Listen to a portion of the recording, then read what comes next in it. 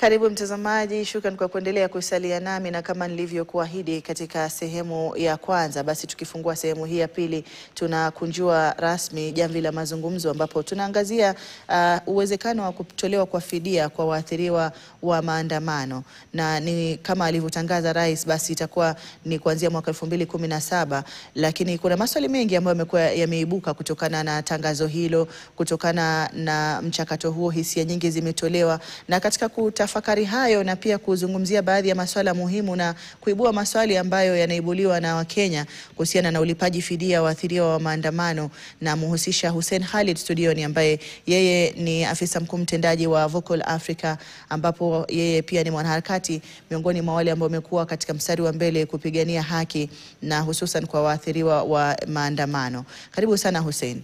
Asante. Na pia namhusisha Edith Wanjiku, ambaye yeye ni mmojawapo wa waathiriwa, akiwa ni mamake Ibrahim Kamau, ambaye ni mmojawapo wa vijana waliouliwa ama waliouawa kutokana na maandamano ya kizazi cha Gen Z. Karibu sana Edith.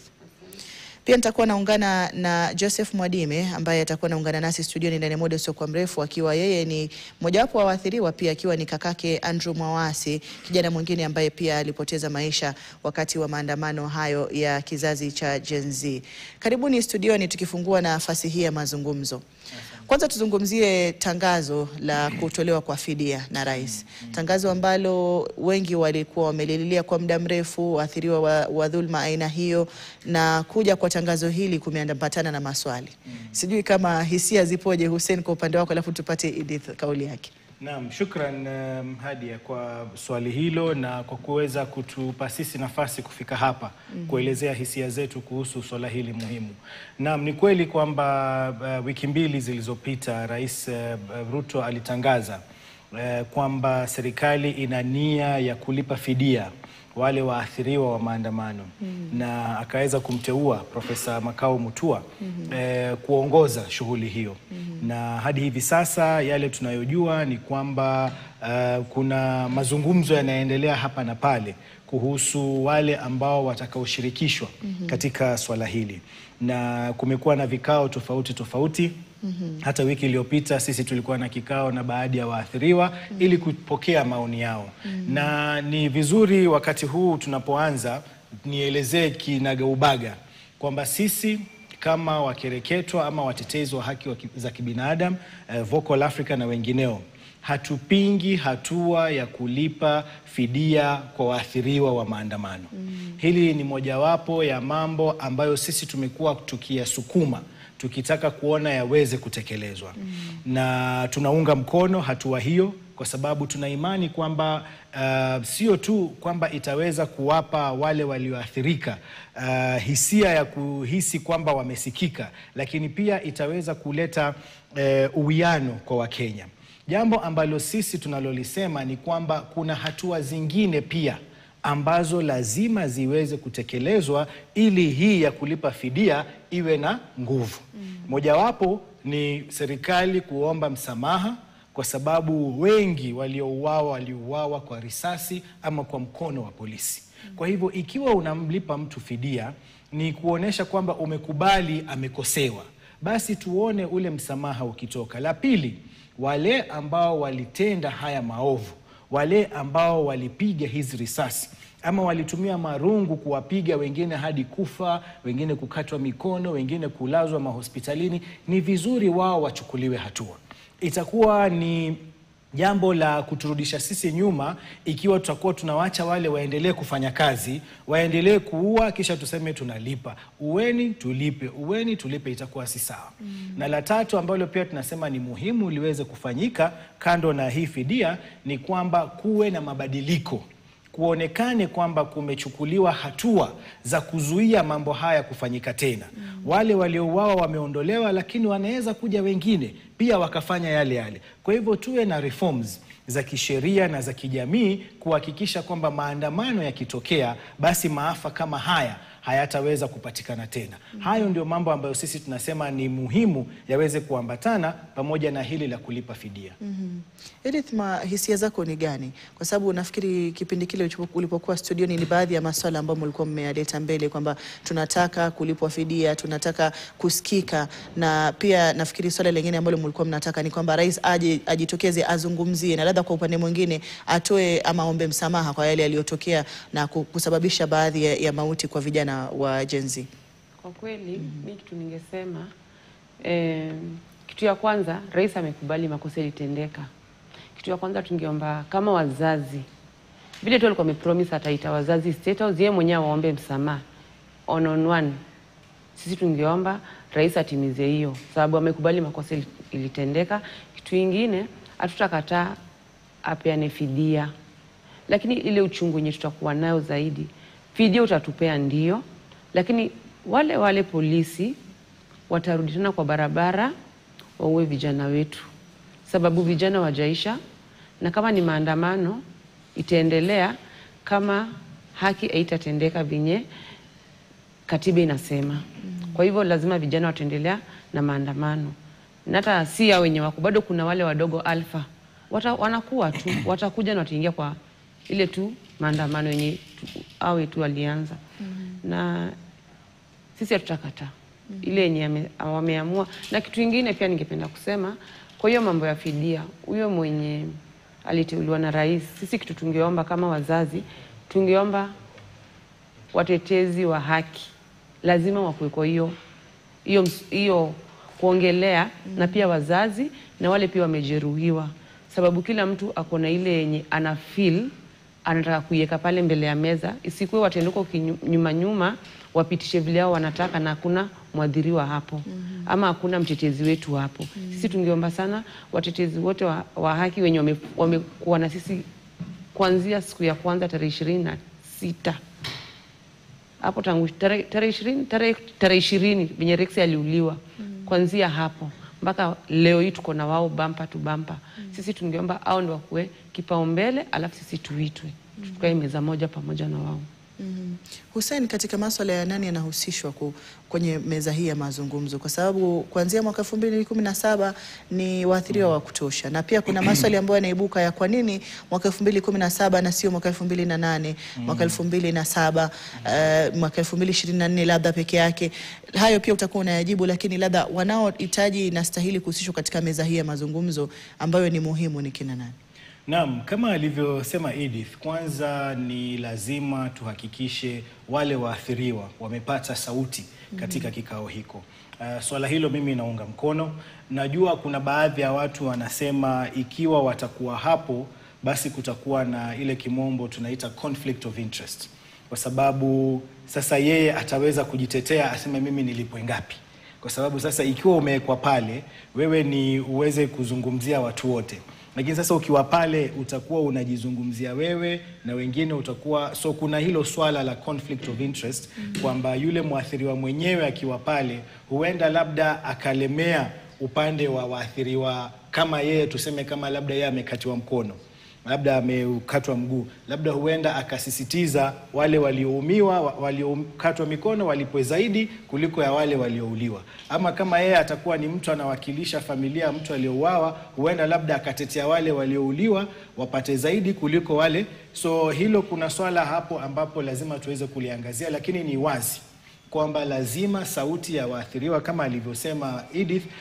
ile sauti iweze kufika pale na wao wawe baadhi ya wale ambao wataweza kufanya hivyo. Swala la watetezi wa haki nafikiri hilo ni wazi, na ninavyojua ni kwamba tayari wamejaribu kuzungumza na 2 watatu ili waweze kuwakilishwa pale. Kuna wale wamekubali, kuna wale wamekataa, na ni swala ambalo linaendelea kujadiliwa.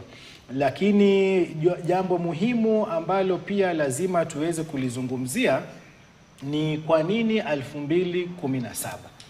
Kwa nini si 2018?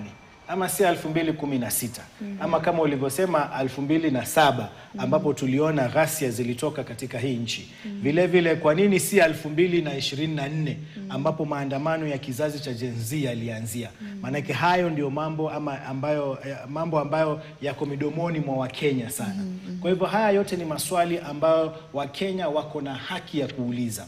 Na ni matumaini yangu kwamba hii tume itakapokuwa tayari, sijui ni tume, ni kamati ama ni itaitwa vipi, ni jopo, lazima haya maswala yaweze kuulizwa. Na tukumbuke kwamba waathiriwa ni wengi. Tangu 2017 tukiangalia tu haya maandamano ya Gen Z, sisi kulingana na idadi zetu, sio watu walioumia mpaka mahospitalini ni zaidi ya 1000. Ni zaidi ya 1000 waliouawa, tunaenda karibu 200, na waliokatwa mikono na kuumizwa na mambo kama hayo ni kama 100. Alafu waliopata majeraha, waliolazwa mahospitalini, walioumia, yani zile bili zilizolipwa wanafika 1000. Kwa hivyo ukiangalia tu 2024 kuendelea mbele, idadi ni nyingi. Alafu sasa turudi tena miaka mingine 7 nyuma. Kuna kazi hapo hadi. Kibarua kipo bila shaka. Namuona Joseph Mwadime ameingia studioni. Tupate kauli yake. Karibu sana Joseph. Asante. Naam, Joseph ni mmoja wapo waathiriwa, mtazamaji, kama nilivyokutajia awali, na yeye ni kakake Andrew Mwawasi ambaye ni mmoja wapo wa vijana ambao walipoteza maisha wakati wa maandamano ya kizazi cha Gen Z. Joseph, tunapozungumzia kauli ya rais ya kutangaza nia ya serikali kulipa fidia waathiriwa wa maandamano, hisia zako ni gani kutokana na tangazo hili? Asanteni sana na nimefurahi kuwa na nyinyi leo hapa. Sasa kulingana na mimi, mimi naona ni jambo la busara sana, sababu na anapoahidi watu kwamba anawarudia na kuwapatia zile fidia zao, ni kwa sababu naona rais hafai kukua kama mtu mrongo kwetu sisi wananchi wa Kenya. Sababu ukishatupatia ahadi lazima uitimize, na anafai itimize kwa haraka. Sababu ukiangalia vile wao walipata kutulia wale watu wetu kwa haraka, ni vile wao wanafaa pia kwa hii mambo ya kupeana 120 days wanafaa zipunguze, ziko hata za karibu zaidi. Sababu mpaka sasa familia ziko na uchungu. Familia bado hazijapata kurudiwa, na tunataka kuangalia kama serikali inajali watu kweli, basi wanafaa waturudie kwa haraka iwezekanavyo. Ima kama wataturudie itatuonesha kwamba hii serikali si serikali ya kujali watu. Sasa sisi hatuko na imani na wao tena. Hatutakuwa na imani na wao tena. So hiyo kauli ya rais ni kauli mzuri, sababu ukiangalia wapo watu ambao walifariki ambao ni wakubwa, walikuwa ni viongozi kwa familia yao, na bado wako watu ambao walifariki, wazazi walipitia changamoto na wao mpaka wafikishe pale waliofikisha. Wazazi waliosomesha, wazazi wamekuwa na wao wakiwalea. Sasa hiyo gharama ya kuwalea mpaka mtoto amekuwa mkubwa aje asaidie familia, alafu nyinyi mnakuja mnawapotezea maisha yao. Lazima mama mzazi hata baba pale kwa nyumbani akawa anatatizika sana. Pengine yule ndo breadwinner wa ile familia, na nyinyi mmemchukulia maisha yake. Naam, labda kwa kusalia kwako, kipi kingine ambacho kama waathiriwa mnakihitaji kutoka kwa serikali? Mbali na tangazo hili na nia ya kutoa fidia, yapi mengine ambayo mnahisi ni muhimu yatekelezwe na kuambatana na fidia hii? Mimi naona la muhimu zaidi, sasa lile la muhimu zaidi ni kwamba rais anafaa tuite sisi watu tulioathiriwa na akaweza kutuomba msamaha. Sababu ni vizuri tuende tukaonane na rais. Pia yeye tuisikie kutoka kwake na sio kwa watu wake, yeye mwenyewe binafsi. Sisi tutafurahi sana kuanzia na wazazi wetu na mandugu zetu, rais akitualika pale kwa Ikulu na atuombe msamaha, sababu hajawahi sema lolote, na haifai kuwa ni kitu ambacho yeye anakichukulia kama jambo dogo. Watu wengi walifariki, wengi sana walifariki. So mimi naona hilo ndio jambo la maana sana analofaa kufanya, kando na kutupatia fidia. Sababu fidia haiwezi kutulipa sisi kwa wale watu tumewapoteza. Kwa kuturejeshea msamaha itatuonesha kwamba yeye pia inapofika mwaka 2027 yeye mwenyewe hata kama anaenda pale kwa ile ballot kupigiwa kura, atakuwa anajua namna gani ataweza kupanga wale maaskari wajue vipi ataweza kufanya hizo vitu zikiwa na utaratibu gani. Lakini si kama ilivyopita juzi ya reject finance bill, ilikuwa mbaya, watu walifariki wengi, na hatutaki tena 27 kutokezee jambo lolote linakaribia na vifo vya watu kupotea. Ndio. Naam, Hussein. Labda kusisitiza tu aliyosema ndugu yangu Joseph, ni kwamba tutakumbuka rais wakati mauaji yalitokea na wakati maafa yalitendeka na maovu mingi kuweza kuonekana, rais aliwapongeza maaskari akisema kwamba walifanya kazi nzuri. Tukumbuke kwamba rais pia aliwaita hawa kwamba ni wahalifu, na serikali yake vile vile hata wengine walibandikwa majina kuitwa magaidi. Kwa hivyo haya ni mambo ambayo yako katika fikra za Wakenya. Na anavyosema Joseph, ambayo pia Edith amesisitiza, kuna umuhimu wa Wakenya kuweza kuwakumbuka hawa waliouawa kama mashujaa. Hadi hivi sasa nakala zilizoko, habari zilizoko, na tutasema katika historia iliyoko ya Kenya hadi hivi sasa ni kwamba serikali imewaita hawa kwamba ni watu waovu. Imewapongeza wale wauaji waliotenda haya mabaya. Kwa hivyo hili ni swala muhimu sana la rais, kwamba yeye ni kiongozi wa hii serikali, yeye ndio amri jeshi mkuu anayetoa amri zote, ikitoka kwenye kinywa chake kwamba amekubali haya yaliyotendeka haya kuwa sawa, kwa sababu kupeana ridhaa ama kupeana fidia ni kukubali kwamba maovu yamefanyika, tunajua hilo. Lakini akiweza kuyatamka hayo kwa mdomo wake na kwa niaba ya serikali, wale viongozi waseme, pole Mama Edith, kijana wako aliuawa, ni makosa yaliyofanyika, tunaomba msamaha.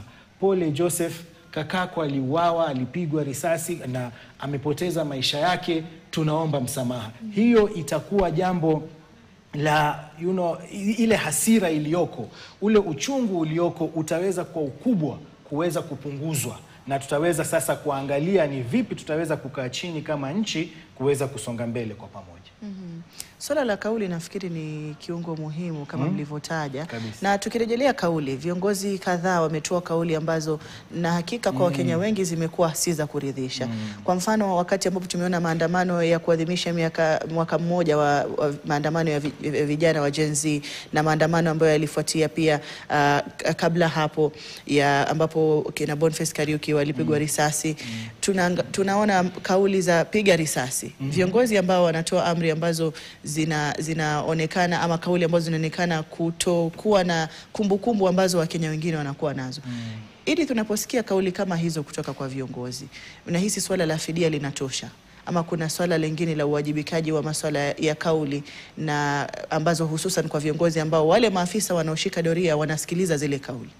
Kwa kweli hiyo msemo wenyewe au wabunge waliongea linikasirisha sana na nilifeel vibaya sana, sababu hao ni wale walikuwa supposed kuambia hao maafisa wa polisi wasiue, wasipige mtu risasi. Kwa ukweli ukipiga mtu risasi, hata umpige kwa mguu, umpige kwa mkono, mradi amebleed sana, anaweza hapo ndo mali maisha yake inaweza kuwa imekatikia. Hiyo kauli yenye hao walisema kumaanisha hao bado ni wauaji na wataendelea kutuua. Hiyo nao mimi niliamua tu hivyo, nilionelea hivyo, ndio kauli yenye walisema. Na hapa ndio maana rais akakuja akasema tatoa fidia. Hapa ndio pale sisi tunataka rais asimame, sababu rais ndiye alikuwa amesema piga wa vijana risasi ya mguu. Which akikupiga risasi ya mguu, usipokufa utakuwa kilema. Na utaenda town kutembea na wheelchair ukiombaomba. Hatutaki walemavu Kenya. Na ni walemavu hawakuzaliwa na ulemavu. Ni ile polisi wametuletea ulemavu. Sisi tungeomba tu rais asimame aseme hata ile kauli yenye kwanza, kitu ya kwanza au wabunge, kitu ya kwanza hata wangekuwa saizi kotini. Sababu ile ni kitu ilionekana na kila Mkenya na hata ni dunia mzima iliona. Kitu ya kwanza hao heshimiwa ni walikuwa watatu wameongea hiyo kitu watofauti hiyo tu. Mimi kitu ya kwanza ningeulizwa au wangesimama kwanza kotini. Ndio kauli yao ndio isimamie kotini kama hivyo venye walimaanisha ni ukweli. Hiyo ndio kitu mimi ningesema. Joseph, maoni yako ni yapi ukiona kauli kama hizo, ukiwa wewe umepoteza mpendo wako kupitia risasi na viongozi wa taifa wanaichukulia risasi ni kama neno la kawaida? Hiyo kauli kusema kweli ni kauli mbaya, na hata mimi kipande yangu ndio inanifanya niweze kuelezea vijana wenzangu ya kwamba mwaka 27 ikifika, 2027 ikifika, tukue tumechukua ID. Hawa viongozi wote waliotamka haya maneno wanafaa wapelekwe nyumbani. sababu nimeona hatuna viongozi wanaotujali. Hatuna viongozi wanaotujali. Nafikiri mimi yangu ni hao machache, kwamba vijana wote wahusike kwa kupiga kura, sababu hawa viongozi wa sasa hawako na sisi. Hizo kauli wao walisema ni kauli mbaya sana, utapigaje risasi vijana? Na wakati wanapigania haki yao. Na rais vile vile kama alivyosema Mama Edith, hayo maneno yake anafaa yarudishe na tuombe msamaha, ilikuwa maneno mabaya. Pigaje mtu risasi kwa mguu kwa kupigania haki yake? Na katiba inasema haki ni kitu kinapatiwa kipaumbele. Haya ni machache. Hussein, unahisi kauli kama hizo ndio zinafanya waathiriwa hata kutaka msamaha zaidi kutoka kwa rais mwenyewe binafsi? Nafikiri Hadia, tutakumbuka kwamba katika maandamano ya kizazi cha Gen Z, wa kwanza aliyefariki Rex Masai alifariki kwa kupigwa risasi ya mguu. Hakupigwa risasi ya kichwa wala risasi ya mwili, ilikuwa ni risasi ya mguu. Alivyoelezea Edith, aka overbleed. Hata tunakumbuka kesi ilipokuwa inazungumziwa, yule aliyekuwa pale shahidi alisema polisi walikuwa wakija akiwaambia nisaidieni niweze kumkimbiza hospitalini, wakimwambia waacha afe hapo, ni mwache tu afe hapo. Hao ni maaskari walikuwa wakisema hivyo, ambapo alikuwa amepigwa risasi ya mguu. Alafu pia tukumbuke Hadia, sheria inasema kila mtu yuko innocent until proven guilty by a court of law. Mpaka mtu aweze kuthibitishwa kwamba akona makosa na koti.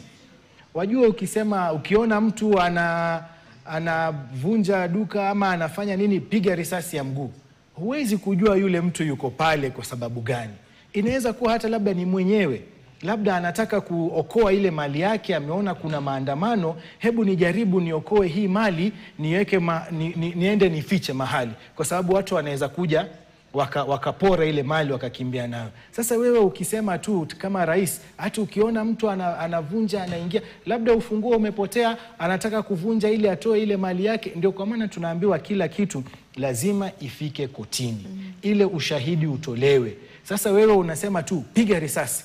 Ukiona mtu anakaribia kituo cha polisi, piga risasi. Je, kama anakuja kuwapatia ripoti ya uhalifu unaenda kufanyika, alafu wewe kama waziri unasema ukiona mtu anakaribia kituo cha polisi, piga risasi? Haya ni matamshi ya kusikitisha sana, na ni mambo ambayo hayawezi kukubalika katika nchi kama hii ya Kenya tunayosema tuna demokrasia, tuko na katiba. Hata leo tumetangaziwa kwamba tarehe 27 itajulikana kama Katiba Day.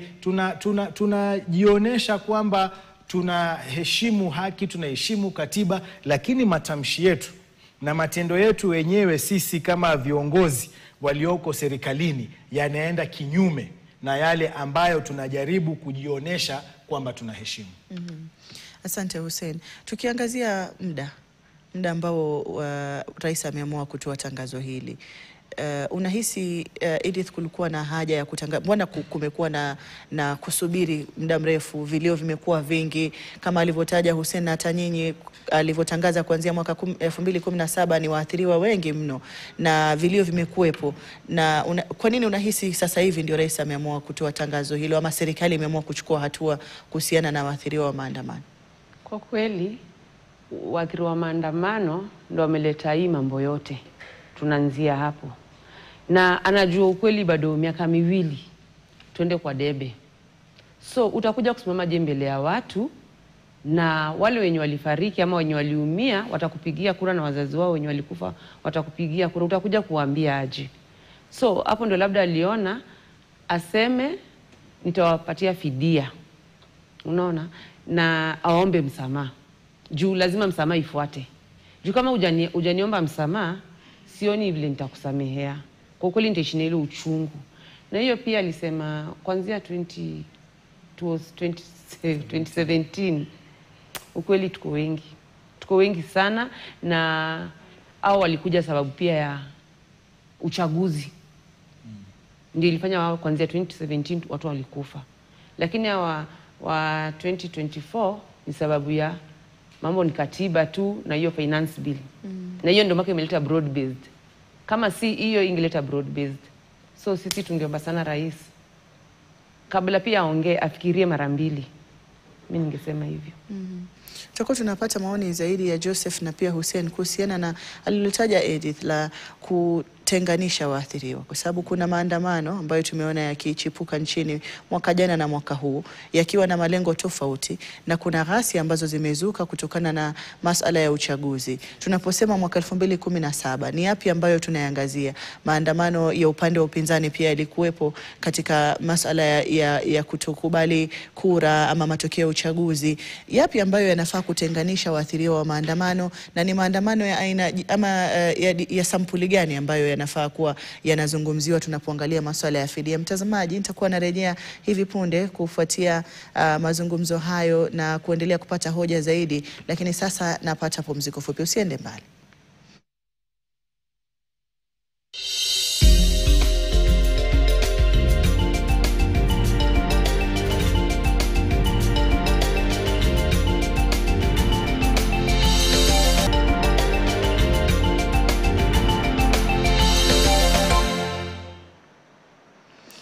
Karibu tena mtazamaji, shukrani kwa kuendelea kusalia nami. Tunaendelea kuangazia masala ya fidia kwa waathiriwa wa maandamano, tangazo ambalo limetolewa na Rais takriban majuma mawili yaliyopita, na maswali bado yanaulizwa na Wakenya wengi tunapoendelea kusubiri iwapo ni jopo ama kamati ambayo imeteuliwa kushughulikia swala hilo la fidia, na ni yapi ambayo yatakuwa yanaangaziwa na vigezo ambavyo vinawekwa katika kuhakikisha waathiriwa ambao wanapata fidia basi wanapata aidha kiwango ambacho kinastahili, au pia wale ambao wamepata kweli kuathiriwa na maandamano ndio wanapata fidia hiyo. Na husisha Hussein Khalid studioni, ambaye yeye ni afisa mkuu mtendaji wa shirika la Vocal Africa, shirika ambalo natetea haki za kibinadamu, na yeye binafsi akiwa ni miongoni mwa watu ambao wamekuwa mstari wa mbele katika kutetea waathiriwa wa maandamano. Na pia namhusisha Edith Wanjiku, ambaye ni mwathiriwa akiwa ni mamake Ibrahim Kamau, ambaye ni mojawapo wa vijana ambao walipoteza maisha wakati wa maandamano ya kizazi cha Gen Z mwaka jana. Pia namhusisha Joseph Mwadimi, ambaye ni mojawapo wa waathiriwa akiwa ni kakake Andrew Mwawasi, ambaye yeye pia ni kijana aliyepoteza maisha katika yale maandamano ya kizazi kipya cha Gen Z mwaka jana. Karibuni kwenye awamu ya tatu ama ya pili ya mazungumzo. Tukiangazia maandamano kama tulivyotaja kabla kwenda mapumziko, Hussein, unahisi kuna kibarua kiasi gani cha kuweka na kutenganisha ni maandamano yapi, malengo yapi, iwapo ni ya miungano inawekwa kando inabaki ya wananchi, na pia walikuwa wanaandamana kwa sababu zipi, alafu nakuja kuangalia pia waathiriwa wenyewe kuanzia mwaka 2017. Kumbuka maandamano yamekuwa ni mengi sana yakiwa na malengo tofauti. Naam. Adia, kusema kweli hapo kuna kibarua kikubwa. Hapo kazi ipo. Kwa sababu ukiangalia lile tangazo lilisema waathiriwa wa maandamano. Halikusema maandamano ya Gen Z peke yake ama maandamano ya kisiasa, ni maandamano yote. Na nikiwa mmoja hapo ya watu ambao huandamana, najua kwamba maandamano yamekuwa mingi. Kuna maandamano ya femicide, ile ya wanawake ambapo walikuwa wakiuawa. Kuna maandamano kwa mfano ya barabara. Watu wamegongwa, wamekufa, alafu watu wanaingia barabarani kuandamana, barabara zitengezwe. Kuna maandamano ya walimu, kuna maandamano ya madaktari. Kuna maandamano, hata nakumbuka sisi tulikuwa na maandamano ya Uganda wakati wa kura zilipokuwa zikifanywa, tukaweza kuandamana, na kuna baadhi ya maandamano ukiangalia tangu 2017 hadi 25 maandamano yamekuwa mengi. Na sasa kuweza kuthibitisha, kando na kwamba ni kibarua kuona ni maandamano gani, kuna sasa kibarua cha kuthibitisha ni nani aliathirika na hayo maandamano. Manake Wakenya ni Wakenya. Hii ni nchi ambayo watu wanatafuta riziki kwa kila aina ya njia. Mtu atakuja tu aseme mimi nilipigwa kwenye maandamano. Tuko na hiyo experience tulipokuwa tunafanya kazi na Hanifa mwaka uliopita, ili tukiweza kuwasaidia wagonjwa. Unapata watu wamepigana nyumbani, mume na mke wamekosana, wamepigana nyumbani, mmoja ameumia, ameenda hospitalini, kisha amekumbuka kuna wale watu wanalipa. Anasema nimepigwa na polisi. Nimekuwa kwenye maandamano, nimepigwa rungu la kichwa, kumbe ni mambo ya nyumbani kule watu wameathiriwa. Nakumbuka kesi nyingine, jamaa aligongwa na bodaboda. Akagongwa na bodaboda, akaumia, akafika hospitalini, akatupigia simu, akasema nimepigwa na polisi. Nilikuwa kwenye maandamano, nimeumia. Hata kuna mwingine alikuwa amepigwa mob justice. Alikuwa ni mwizi. amejaribu kuiba betri ya gari, watu wakamshika, wakampiga mpaka wakamuua. Tukapokea pia habari, tukaambiwa huyu alifariki, alipigwa na polisi. Alikuwa kwenye maandamano na akapigwa. So lazima uchunguzi uweze kufanyika. Haya yote tulikuwa tukifanya uchunguzi, tukituma watu mpaka kwenye yale maeneo. Tunauliza, mnamjua kijana? Kulikuwa na kijana mmoja hapa alikuwa anajaribu kuiba, alishikwa akapigwa. Kwa hivyo kuthibitisha sisi, kwa sababu ilikuwa ni kesi labda imefanyika wiki hiyo, ilikuwa ni rahisi kuweza kuthibitisha, kupata ukweli wa mambo. Sasa tena tunasema turudi hadi 2017. Kibarua kiko hapo. Na ni matumaini yetu kwamba kama nilivyosema awali, sisi hatupingi fidia. Tunaunga mkono kwa sababu ni mojawapo ya mambo ambayo tulikuwa tumetaka yaweze kutekelezwa. Shida yetu tu ni kwamba hiyo fidia iweze kuambatana na msamaha, iambatane na kushikwa kwa wale maaskari na vile vile reforms, so that haya mambo yasiweze kurudia tena. So ni jambo ambalo lazima kama Wakenya na hiyo tume iweze kulivalia njuga na wawe tayari, kwa sababu kuna wengi watakuja kulalamika kusema mbona mimi sikuwekwa, mbona huyu amewekwa. Edith, ni kipi ambacho unahisi kitakuwa changamoto tukiangalia miaka ambayo tutakuwa tunaangalia waathiriwa kama tulivyotaja ni wengi kuanzia mwaka 2017 na hakuna jambo mahsusi ambalo limeweza kutenganisha maandamano ni aina yapi na malengo ya maandamano ambayo waathiriwa hao wanafidiwa yalikuwa ni malengo gani? Iwapo ulikuwa unaandamana kwa sababu labda wewe unatoka muungano wa walimu wa madaktari na ukajeruhiwa, je, unapata fidia? Na iwapo ulikuwa unaandamana kama kwa mfano mwaka jana kupinga mswada wa fedha, unapata fidia? Yapi ambayo unahisi yatakuwa changamoto katika kuthibitisha na pia katika kuweka katika makundi ambayo yanastahili kwa masuala ya fidia? Kwa ukweli kitu ya kwanza wangefanya, wangegawanisha hizo vikundi zenye wanatuambia kuanzia 2017. Wangetugawanisha. Kila kikundi ikuwe na juu, kama seme labda kuna ule wa maandamano ya uchaguzi ya 2017. Hakuna hata pali alireport, hakuna pali, yani anajulikana, lakini akona statement yake ile yenye labda alienda hospitali ama walifanya postmortem akapatikana aliuliwa, hiyo 2017. Na pengine pia inaweza kwa 2017 aliuliwa sababu alikuwa mwizi. Unaona, kuna ile pia postmortem risasi ndio ilimuua. Unaona, sisi tungeomba tu kila maandamano ama kuanzia 2017 watu wagawanishwe. Sababu ya 2024 ndio imeleta mambo yote. Watu wagawanishwe, tusipewe msalaba ya wale wengine. Sio ni kitu mimi ningesema kama Joseph, maoni yako ni yapi? Tukiangazia kwamba pia wakati wa maandamano kuna wahuni ambao hujitokeza kama alivyotaja Hussein na Edith, na wakawa wanafanya uhalifu, na aidha wawe watadhurika na wananchi wenyewe ama watadhurika chini ya mkono wa maafisa usalama.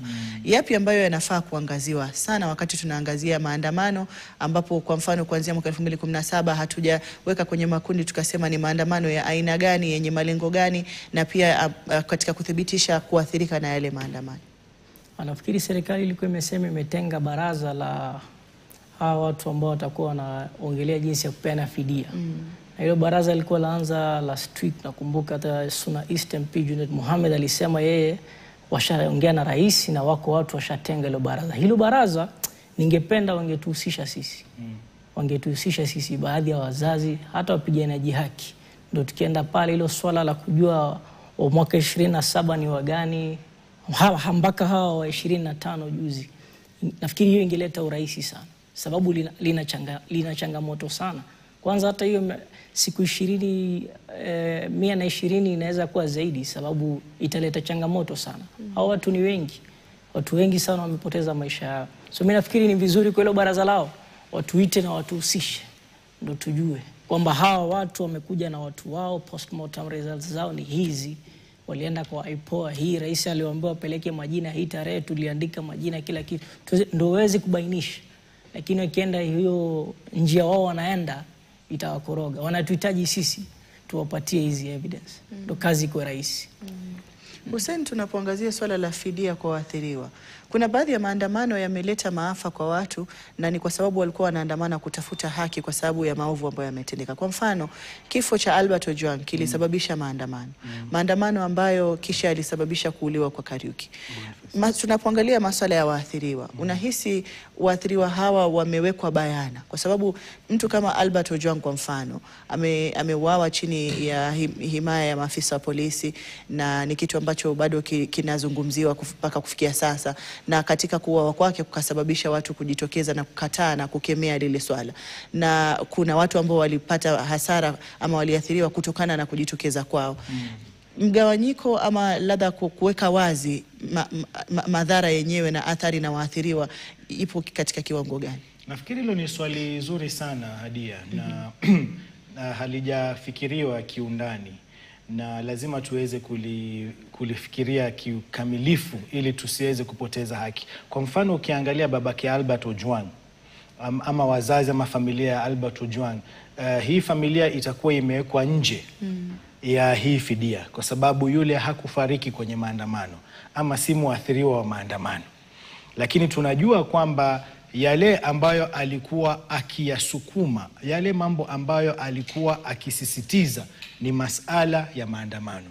Yeye alikuwa ni mtetezi wa haki. Alikuwa akisema wale waliouawa waweze kupata haki. Yeye mwenyewe Albert Ojwang. Sasa kufariki kwake hakufa moja kwa moja kutokana na maandamano. Lakini ukiangalia kiundani, alikuwa mojawapo ya wale ambao anasisitiza kwamba haki iweze kupatikana kwa wale waliouliwa kwenye maandamano. Kwa hivyo ni mambo ambayo yatahitaji kuweza kuangaliwa kiundani. Kisha baada ya hapo, yeye alipofariki kukawa na maandamano. Watu wanataka haki. Na katika hayo maandamano tena wengine wakauliwa, kina Boniface Kariuki. Ni swali ambalo lazima liweze kufikiriwa. Na hiyo fidia inalipwa kiwango gani kwa nani? Kwa mfano, Ibrahim Kariuki, mtoto wa mama Edith, alipigwa risasi akafariki hapo kwa hapo, kulingana na ule ushahidi uliopo. Lakini ukiangalia Boniface Kariuki alipigwa risasi, Wakenya wote waliona, video zilisambaa kila mahali, lakini alikaa hospitalini kwa muda wa wiki 2 nafikiri kabla yeye kufariki. Sasa wote ni waathiriwa wa risasi. Wote walipigwa risasi kwenye kichwa. Sasa utamlipa huyu vipi na huyu atalipwa vipi? Kwa sababu wote ni watu ambao wameathirika. Wote ni kwenye maandamano. Kwa hivyo hilo swali umeuliza ni swali gumu, na hiyo kamati iko na kazi hapo kufikiria mambo yote haya. Lakini kwanza ningetaka kuunga mkono alivyosema Edith. Waweze, tukiulizwa na matumaini kwamba labda watakuja kutuuliza, mwelekeo tuliopewa na mama Edith ni mzuri, kwamba waweke watu kwenye makundi. Kuna makundi ya 2024-25 kizazi cha Gen Z. Hiyo ni rahisi, ni moja kwa moja, ushahidi wote sisi tuko nao. Wakitaka stakabadhi, mtu aliingizwa hospitali siku gani, alimaliza. Tuko na stories za hawa waliouliwa 60 nao wa mwaka jana. Kila mmoja wao tuko na story yake, on video, on paper, alitoka nyumbani, alifanyika hivi, postmortem inasema hivi. Hizo zote tuko nazo. So hii ni rahisi. Hata wale walioumizwa, hata yule labda alikatika tu kidogo hivi, akaenda hospitalini, akawekwa plasta, akaondolewa, zote ushahidi wote uko. Na hiyo haina wasiwasi. Sasa tukisema tuende nyuma ya hapo, itachukua muda zaidi. Na hakuna haja ya watu wote wangoje waumie ili hali ushahidi huu upo na hii nyingine ingoje. Kwa hivyo mimi naunga mkono kwamba waweze kugawanya waathiriwa kwenye makundi. Wale ambao tayari ushahidi uko waweze kupewa fidia ili waweze kusonga mbele na maisha, wapiganie sasa haki kwa wale waliowaua. Edith, viongozi wa taifa wengi ni wanasiasa. Tukianza na kiongozi wa taifa, rais, na mawaziri wengi utapata ni mawaziri kidogo ambao wanapata nyadhifa hizo ambao sio wanasiasa. Wao tu wanakwenda kufanya kazi na kuhudumu na kurejea kwenye shughuli zao za kawaida. Hatari ya kuingia kwa siasa kwenye swala kama hili iko katika kiwango gani? Wewe kama mwathiriwa ukiwa unaliwazia swala hilo na kuliangalia na pembe zote.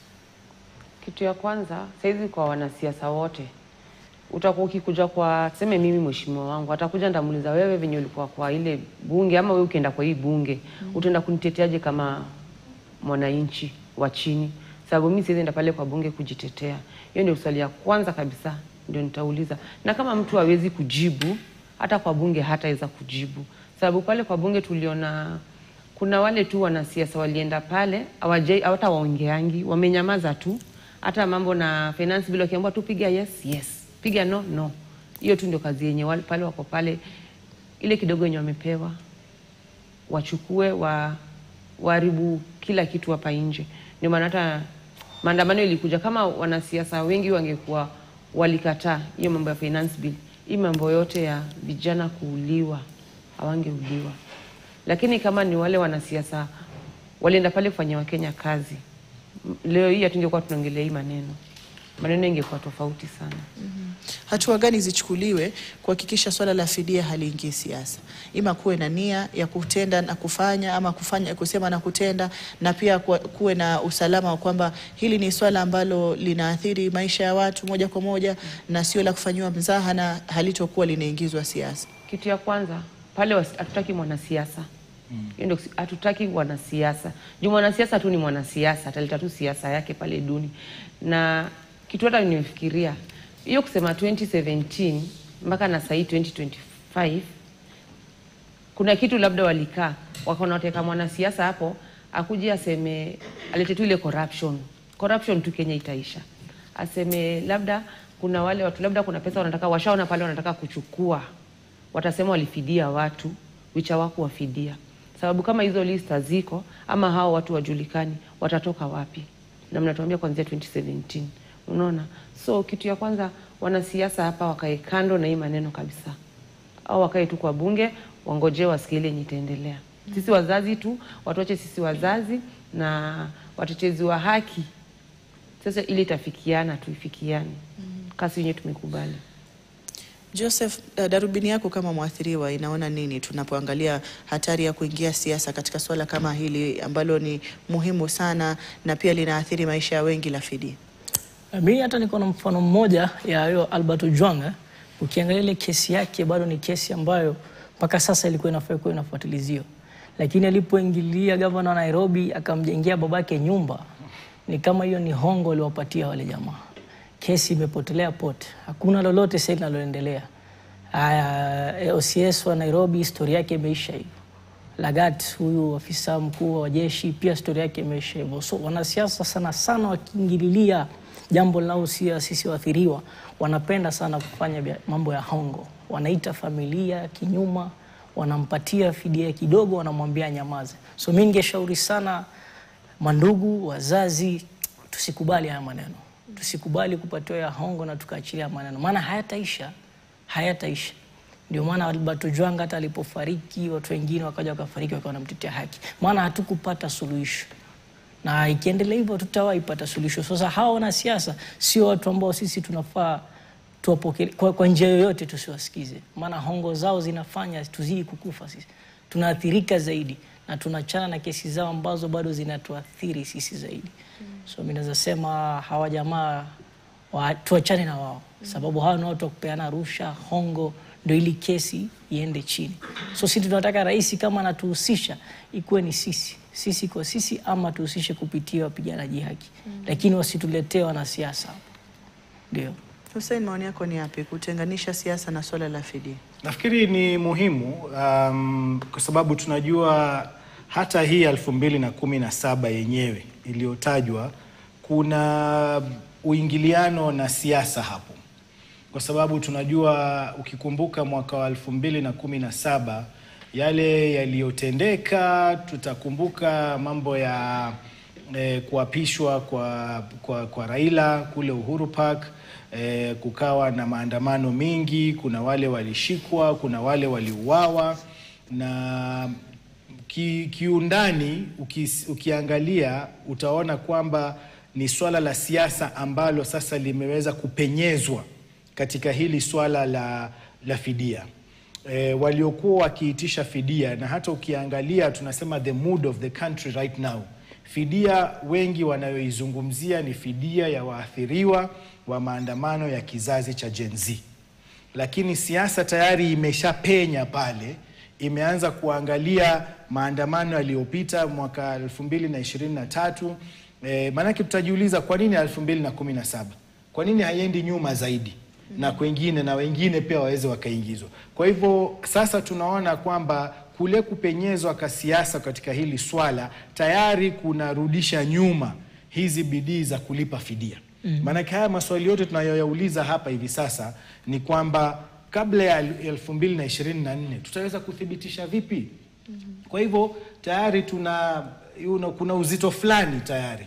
Na ikiwa ingekuwa tunasema ni 2024 kwenda mbele, hili swala lingekuwa ni swala rahisi sana, kwa sababu ni ushahidi upo na kila kitu kipo. Kwa hivyo nakubaliana na Edith na Joseph kwamba pale tunapoingiza siasa, hawa wanasiasa unfortunately katika nchi yetu hii ya Kenya hawaingii pale kwa malengo ya kusaidia umma. Huwa wanaingia kwa manufaa yao wao wenyewe. Kwa hivyo wanataka watu wao waweze kupewa pesa ili waende kule waseme, si unaona nimewasaidia, mumelipwa, kwa hivyo 2027 lazima tuwe pamoja. Mimi nimesukuma kule, nimehakikisha kwamba nyinyi mmepata pesa, kwa sababu wengi ambao wamepata pesa ni wa sehemu fulani hii. Kwa hivyo kwa sababu hii imeweza kuwafikia, na nyinyi lazima murudishe mkono. Kwa hivyo haya ni mambo ambayo tunaona yanaingia na yanaharibu. Na kama alivyosema Edith, tuanze na kikundi cha kwanza ambacho kiko wazi kabisa, ambao ni waathiriwa wa kizazi cha Gen Z. Hayo mengine kwa sababu ni siasa ambayo tayari imeshapenya na itakuwa ni vigumu kuweza kuthibitisha la ukweli na la urongo. Asante. Edith, ukiangalia swala la uwajibishwaji, tumeona tangazo la rais limekaribishwa na Wakenya wengi, waathiriwa, wanaharakati ambao walikuwa wanapigania kuwepo kwa ile haki kwa wale waathiriwa wa maandamano. Tukiangazia swala la kuwajibika kutokana na matokeo ambayo yamekuwepo ya kusababisha maafa na vifo, unahisi kuna hatua za kutosha za kuleta ule uwajibikaji? Kuna kesi ambazo tunaona zina matumaini ya kwamba zinaweza kuleta matumaini kwa waathiriwa kwamba wale ambao wamesababisha maafa haya wanaweza kukabiliwa moja kwa moja? Mimi ningesema bado sina uhakika. Sababu hata ukiangalia kuna huyu mwenye yako na kesi ya Rexy na kabisa akombaka na inaitwa ni bad kitu tu iko hapa kwa uso kabisa, anaambiwa shika hivi na anashika na anasema kabisa si yeye. Mimi ukweli tu ningesema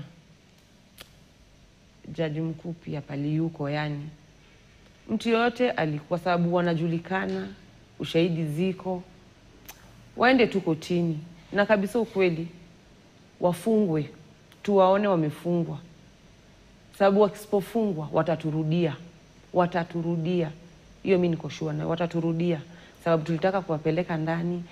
Kenya, dunia mzima imewaona, watoto wao wanaona baba yao wamepelekwa police station huko kotini, alikuwa muuaji, aliua mtu fulani, seme huyo kama huyo wako kotini sasa aliua Rexy, familia yake yote inaona aliua Rexy, unaona. So imagine asipofungwa, si atarudia mama Rexy na tammaliza. So sisi tungeomba wafungwe ndio pia sisi tuishi na amani. Joseph, maoni yako ni yapi kuhusiana na swala la uwajibikaji? Mimi naona uwajibikaji inafaa ifuatane na haki kwanza. Hata tusipige hizi mambo, tusiongelelee mambo na story ya compensation.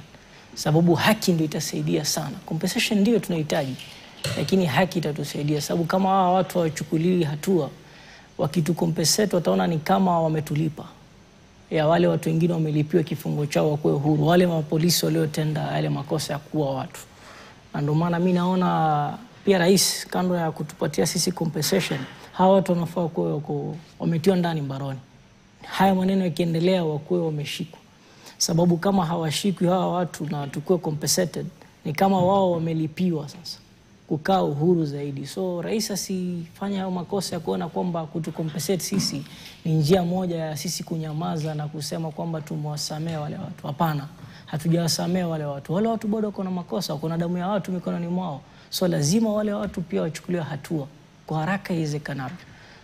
Hayo machache mimi naweza sema. Hussein, naam, swala la uwajibikaji. Uwajibikaji ni lazima, ni vizuri ikumbukwe, na lazima Wakenya wajue kwamba kuunga kwetu mkono kwa kulipwa fidia sio kusema ni mwisho wa uwajibikaji. na tunataka familia hasa, kwa sababu wao ndio wako katika mstari wa mbele wa kutetea haki. Ikiwa wao watawacha kupigania haki, ni vigumu hata kwetu sisi kuweza kusema ile haki iweze kutendeka. Kwa hivyo familia pia wajue na waathiriwa wajue kwamba ukipewa fidia haimaanishi kwamba sasa wewe uachilie haki.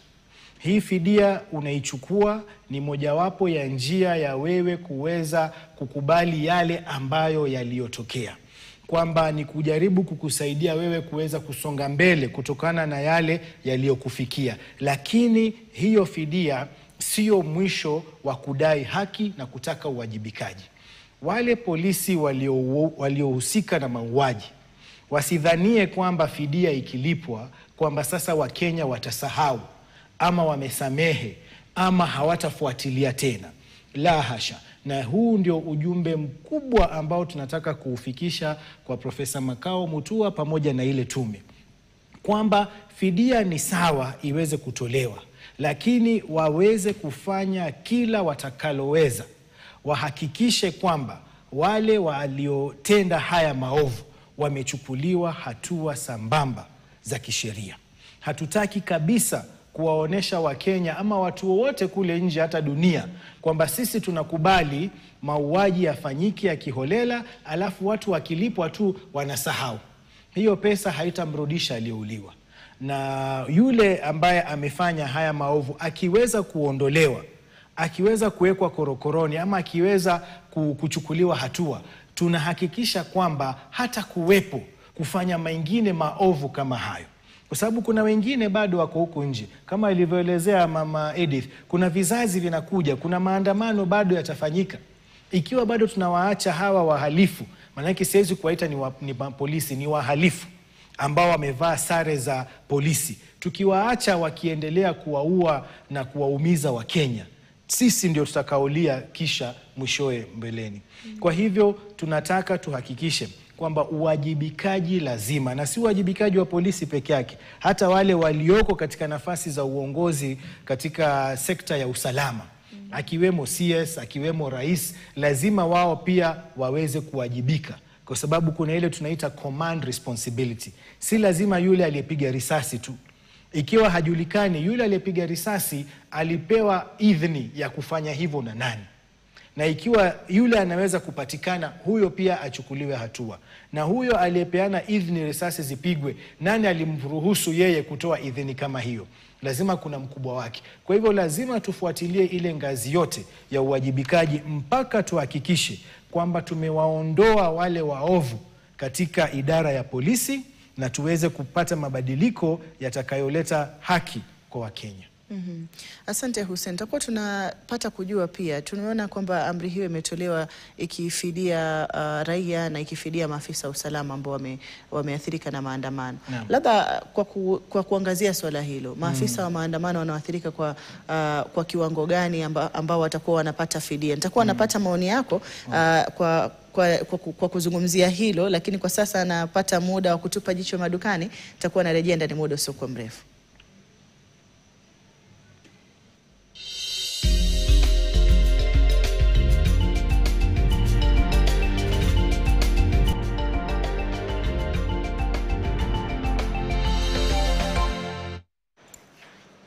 Karibu tena mtazamaji, shukran kwa kuendelea kuganda nasi tunapoendeleza mazungumzo kwenye awamu hii ya mwisho na ya kuhusiana na masala ya kulipa fidia waathiriwa wa maandamano, tukiwa tunajaribu kutathmini kauli hiyo ya rais na matarajio ambayo waathiriwa wanayo, na pia baadhi ya maswali ambayo yanaibuliwa na uwezekano wa fidia hiyo, na haswa katika kuangazia wale waathiriwa wanaostahili kuipata kwa makundi kama alivyotaja Edith ambaye ni mojawapo waathiriwa. Studioni nahusisha Hussein Khalid ambaye ni afisa mkuu mtendaji wa Vocal Africa na ni mtetezi wa haki za kibinadamu, na pia namhusisha Edith Wanjiku ambaye ni mwathiriwa akiwa ni mamake Ibrahim Kamau, mojawapo wa vijana walioaga dunia wakati wa maandamano ya Gen Z, na Joseph Mwadime akiwa pia ni mwathiriwa ambaye ni kakake wa Andrew Mwawasi ambaye ni mojawapo pia wa vijana waliopoteza maisha wakati wa maandamano hayo. Karibuni kwenye awamu ya mwisho.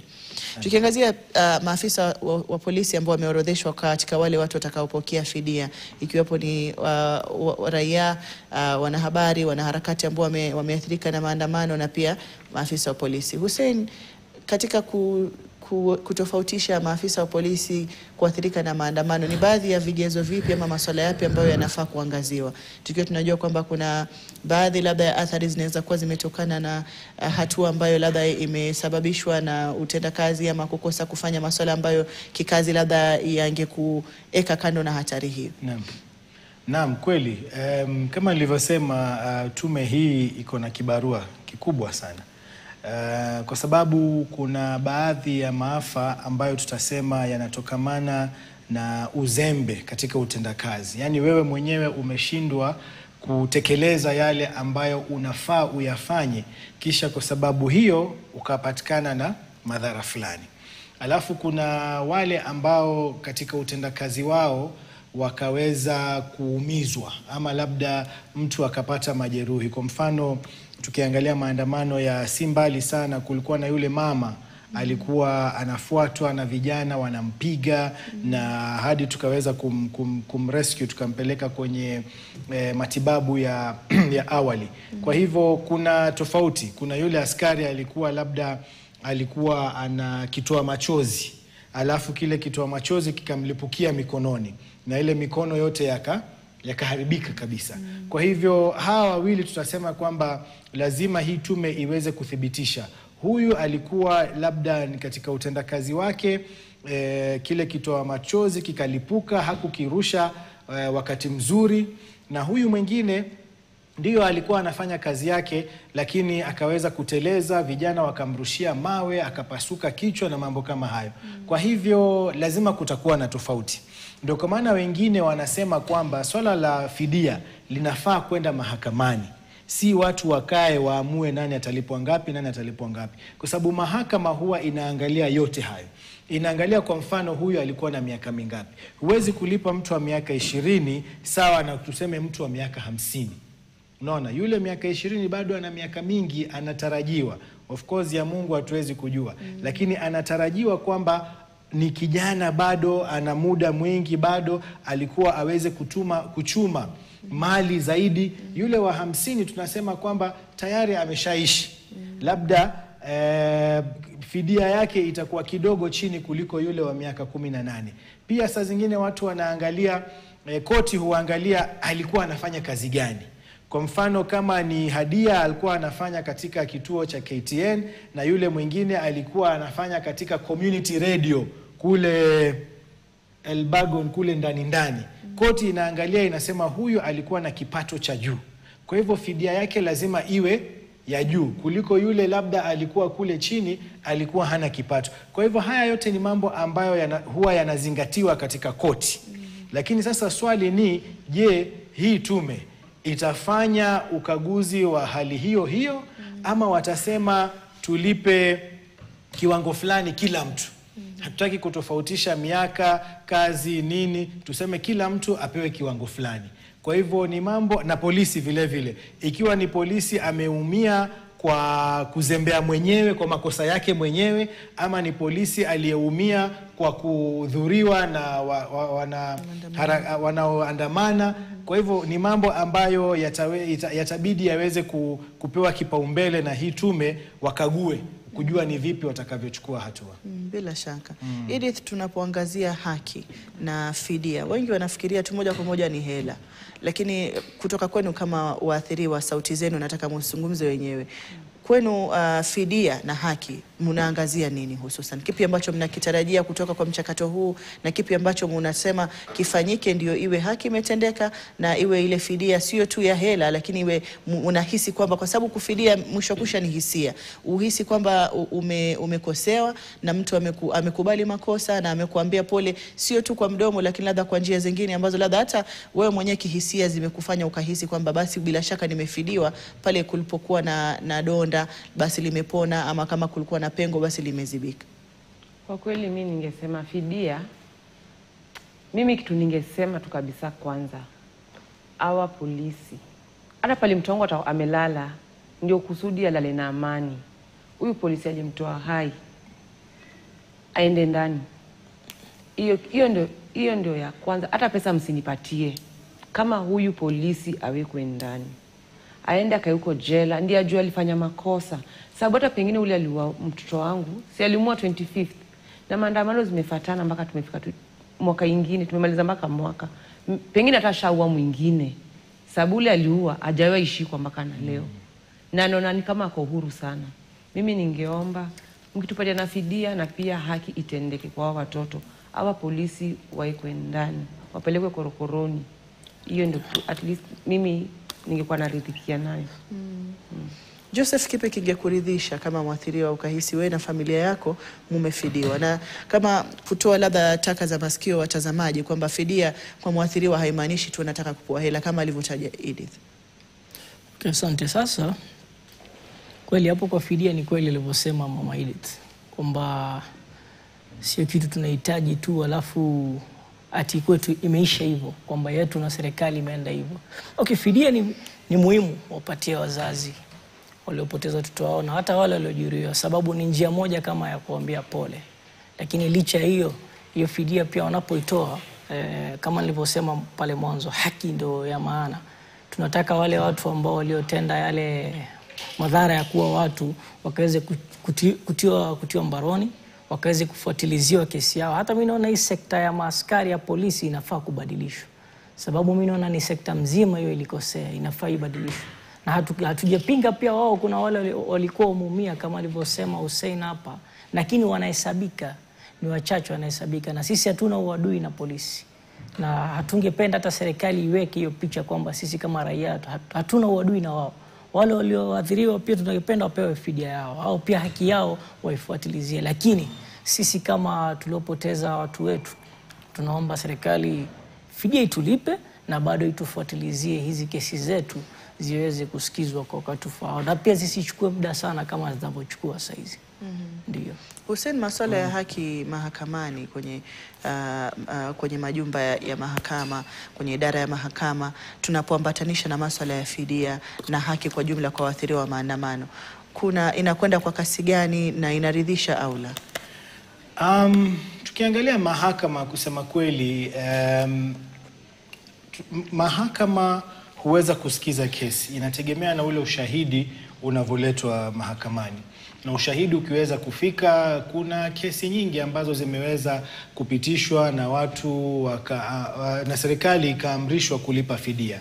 Swala ambalo huwa linaleta utata ni kule kulipo kwa hiyo fidia. Unaona, so mahakama imetoa amri mumlipe mtu fulani milioni kadhaa. Sasa serikali aidha kwa kupitia Attorney General ama kwa kupitia Wizara ya Mambo ya Ndani ama Treasury, hapa ndipo palipo na shida. Kwa sababu wao kulipa ni swala ambalo huwa ni gumu sana kwao kutenda. Na utapata kuona watu wengi japokuwa wamepata uamuzi mzuri ambao umeweza kuupendelea wao waweze kupata hiyo fidia, hadi miaka baadaye, miaka na miaka, unapata bado mtu hajalipwa ile fidia. Wengine hata hufariki. Nafikiri uko na mifano Hadia, kuna kesi kadhaa umefuatilia. Hata wanafariki wengine bado hawajapewa ile fidia yao. Kwa hivyo ni matumaini yetu kama alivyoelezea Joseph kwamba hili tangazo lilivyotolewa ni kwamba zile fedha zipo tayari. Na ni matumaini yetu kwamba tayari kile kiwango kimewekewa kando tume ya Profesa Makau Mutua, ili pale tu watakapoamua Mama Edith anafaa kulipwa kiwango fulani, moja kwa moja fedha zitoke pale pale. Hakuna jambo la kungoja sijui wiki mbili, sijui ilete hii, sijui tumngoje. Tunataka ile fidia itakapoamuliwa haraka iwezekanavyo, hata kama ni hiyo siku, iweze kutoka, iweze kuwafikia waathiriwa moja kwa moja. Hatutaki swala la fidia sasa sijui uende kwa wizara, sijui uende kwa nani. Hiyo itakuwa ni mateso mara ya pili, kwa sababu hawa tayari wameathirika. Alafu tena unawaathiri tena kwa kuwaonesha kwamba ile fidia ambayo unafaa kupewa tayari unafaa kuipata kwa shida. Kwa hivyo itakuwa ni maovu makubwa zaidi, na itakuwa ni sawa waweze kupata ile fidia haraka iwezekanavyo. Na asante. Ili tukimalizia kauli yako ya mwisho kwa dakika moja tumpatie na Joseph atamatisha. Mimi kitu mimi ningesema IPOA walituharakisha sana tuandikishe statement. Tumemaliza sasa, hizi ni mwaka inaelekea na miezi 2. Hata ni kama ni miezi 2 sasa hivi. Hakuna kitu wameshatuambia. Wamenyamaza tu. Wamenyamaza na tulijua hao ndio pia wako hapo kutusaidia. Pelekao polisi kotini, ushahidi yote pia wako nayo na wamenyamaza tu. Pia hao tunawaomba sana watu harakishie, wasituwekee kesi. Na sisi tulikuwa na imani na wao vile tu walituharakisha tuandikishe statement, pia tulikuwa na imani nao hivyo ndio tutatuharakishia, at least ni kesi ziko kotini. Wamekaa tu wamenyamaza, hatujui wanasemaje. Joseph, maoni yako? Mimi maoni yangu nafikiri atakuwa kuhusu ile baraza la makao Mutua pale, senti za sisi tulioathiriwa zitapeano. Singependelea wao ndio wachukue hilo jukumu. Sababu kama alivyosema mpiganiaji yake Khalid, itakuwa na changamoto zingine. Na unaonelea ni vyema ama bora wapeane ile hiyo kazi ama hilo swala kwa watu watendaji haki. Ipatiwane kwa Board of Human Rights, wao ndio wakuwe wanasambaza zile pesa kwa walioathiriwa, kuliko wao wenyewe serikali kutupatia. Kutakuwa na utapeli mwingi pale. So mimi nafikiri wanafaa wawasiliane na hawa watu wa human rights, wajue vipi wao sasa kuanza kutoka kwa human rights, maana wao wanajua sana wale watu walioathiriwa kina nani kuliko serikali yenyewe.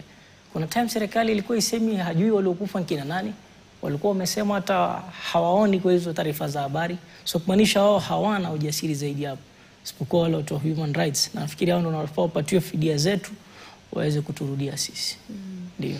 Na asante, na nafikiri tutakuwa tunakomea hapo kwa sababu ya muda. Niwashukuru sana kwa kutenga muda na kuja hapa na tusipate kusikia kauli zenu kutoka kwenu wenyewe kuhusiana na ni yapi ambayo mnayatarajia baada ya tangazo hilo kutoka kwa Rais William Ruto kwamba serikali ina nia na imeanzisha mchakato wa kutaka kuwalipa fidia waathiriwa wa maandamano. Nimshukuru sana Hussein Khalid ambaye yeye ni afisa mkuu mtendaji wa Vocal Africa, ikiwa ni shirika linalotetea haki za kibinadamu, na yeye binafsi amekuwa mstari wa mbele katika kutetea waathiriwa wa maandamano. Asante sana kwa kuja na kwa mchango wako. Nimshukuru pia sana Edith Wanjiku ambaye yeye ni mwathiriwa akiwa ni mamake Ibrahim Kamau, Mola ilaze pema roho yake, ambaye ni mmojawapo wa vijana waliouawa wakati wa maandamano ya Gen Z. Asante sana Edith.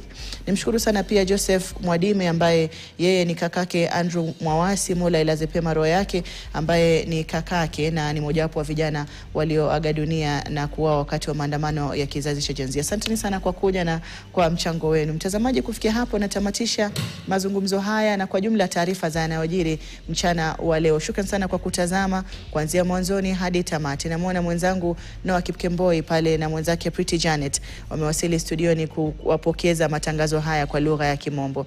Nimekuwa wako hadi ya Mwasiwa, hadi wakati mwingine inshallah. Kwaheri.